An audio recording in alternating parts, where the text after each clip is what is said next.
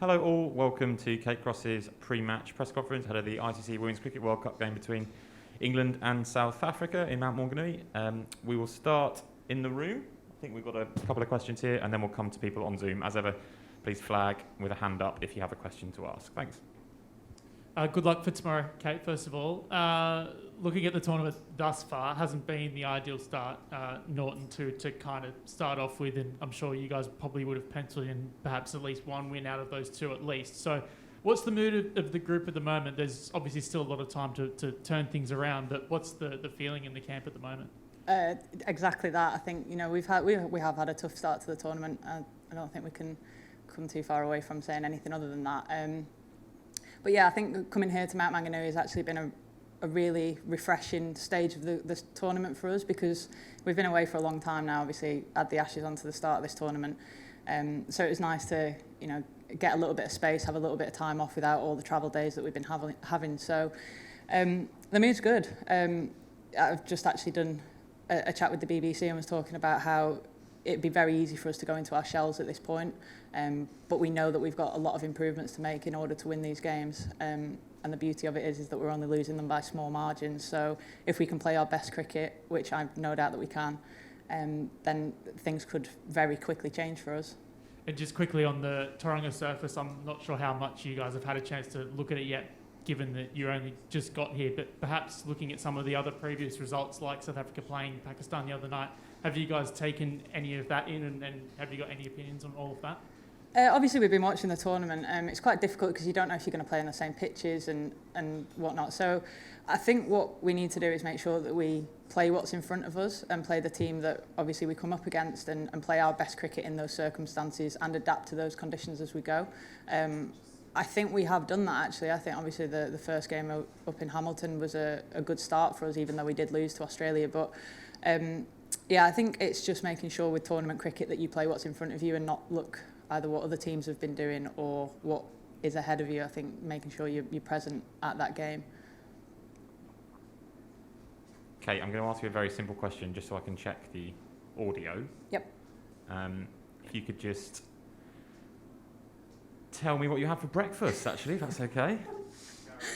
I cooked for myself today, and I had poached egg on toast with avocado. Good work. Can I get a thumbs up from some of the journalists on the Zoom if they could hear that? Thank you very much, Gomesh. Thank you. Real deep stuff there. Right, I'm going to ask a couple of questions just to kind of segue between what's just happened and the sound issues. Apologies for that, everyone on the call. Kate, South Africa, a team that you obviously played in the warm-ups a couple of games ago. What kind of threat do they pose, and what will you be looking out for against them?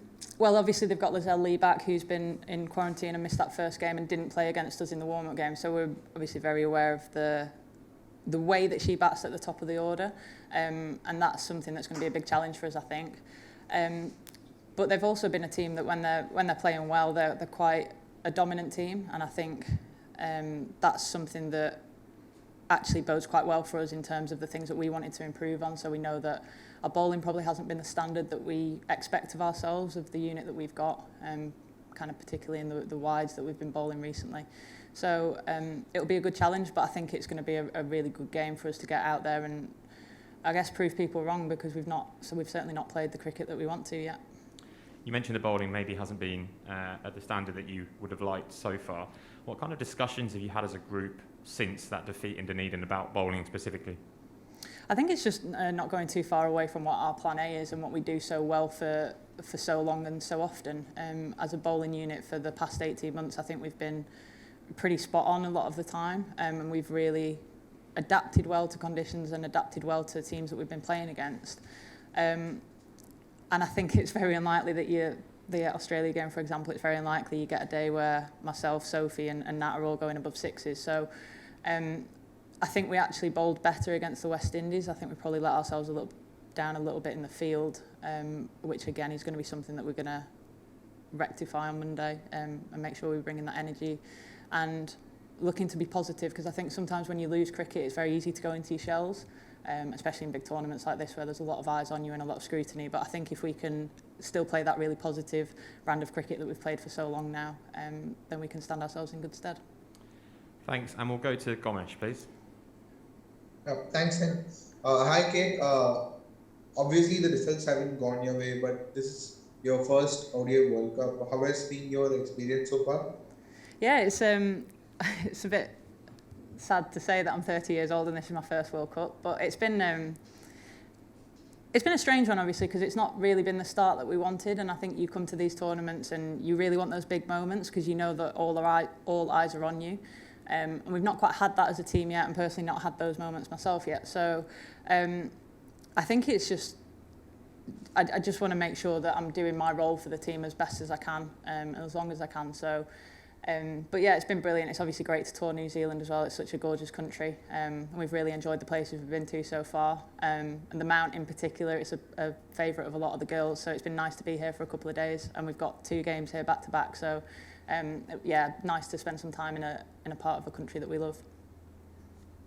After the previous game, is there any discussions of sorts, for you to bat a little bit up the order as an all-rounder of sorts? Yeah, I've been getting in the captain's ear and telling her that I'll bat anywhere. If I can get myself in the single figures, then I'm going to be very pleased with that. Thank you and all the best. So one more, if I may. With Anya, Catherine, and you, the 3 have been the top wicket takers since the 2017 World Cup for England. But obviously there are quite a few quality fast bowlers waiting in the ranks in your squad. How does that push you 3 of them to consistently keep performing, especially in such a big stage, because there is Tash Farhan and then Freya Davis waiting in the ranks as well? I think as a bowling unit, it's just really important that we remember why we've been so successful in the past 18 months, and we probably might have gone away from those plans a little bit too soon. You've got to bowl your best ball for as long as you can, really, in one-day cricket. But yeah, Catherine and Anya have obviously got a record that speaks for itself, and you know that Anya being a perfect example of this in the World Cup final, but you know that they'll come into their own when we absolutely need them. And that's, again, an exciting thing for me, is that we've not quite seen our bowling unit at its absolute best yet. So I think when we can start stringing performances together in terms of the batting unit and the bowling unit and the fielding unit together, then I think, like I said, we can stand ourselves in good stead to start getting some wins on the board.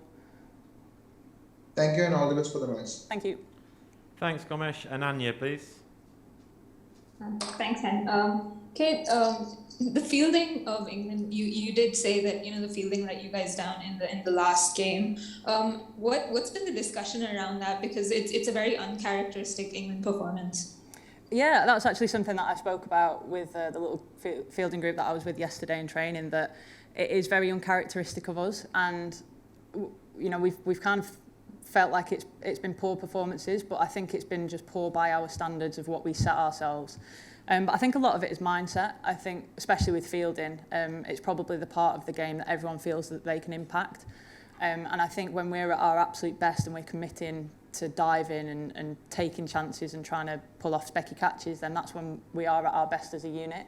And I think we might just have gone a little bit away from that and probably taken our foot off the gas and maybe been little bit tentative in the field. So for me, that's an easy win because you can switch your mindset. It's certainly not a skill deficiency. I think we're absolutely one of the best fielding units in the world when we're we're at the top of our game. So that's something that we spoke about and something that we're going to put right on Monday. Awesome. And if I can just ask one more, you mentioned how easy it can be to kind of go down a bit of a hole when you are losing, when you're not performing to the standards that you want. In that context, how nice is it to not be confined to a bit of a bubble like it has been over the last couple of years? How nice is it to be able to kind of get out and get away from the cricket? Yeah, again, when you've got a country and you've kind of you've got the beach as your back doorstep here, it is a lot more refreshing. We still are confined. Obviously, we're confined to our hotels and to not being able to go out to eat in restaurants and stuff. So I think there's still an element of that might be getting a little bit overlooked from maybe people outside of the cricket environment who don't quite understand it. And we're pretty much 2 years now that we've been in these environments. So it's very strange as well to think that when we go back home, there's absolutely no COVID restrictions and there'll be no testing for it either. So it is a big part of the game, and I think we've realised that from having to go through so much of it in the last 2 years that it is difficult, and you need to have your ways of getting away from cricket and being able to kind of refresh yourself. And like I said, hopefully that's what Mount Maunganui has done for us in the last couple of days, because we've had a rare day off, which was very, very nice. And if I can just ask you how you kind of get away from cricket, or, you know, what do you do to, I suppose, refresh and reset? I have a podcast that I do, if anyone would like to listen to a new podcast. It's called No Balls, with my friend Alex Hartley. So I actually find that really therapeutic, because it's kind of me and Al having a little bit of therapy and discussing cricket sometimes. And yeah, kind of working my way through it. But I'm also stupidly doing a master's at the moment, so that's been taking up a little bit of my time. So when everyone was on the beach the other day, I was sat doing some work. So yeah, it's one way of getting your mind off cricket. Maybe it's not the best way, but always thinking of the future. Yep, thanks. Big fan of the podcast. Thank you. Thanks, Ananya. Thank you very much, everybody. We will end it there. Thank you.